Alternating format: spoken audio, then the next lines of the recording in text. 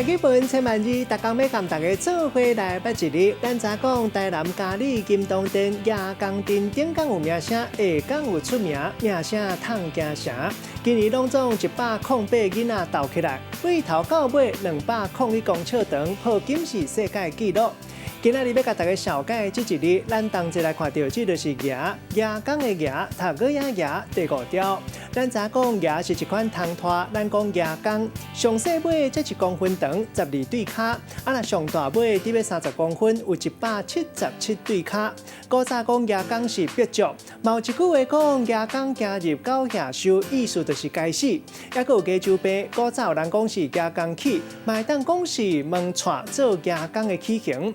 另外，佫有一句话讲牙工必足，形不如蛇，严家失大灰不如鸟。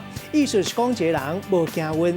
也佫有一句话讲牙工家家母哈，杜丁家买棺茶。意思是讲，互牙工家着用喙烂去割家母的喙内抹就会好。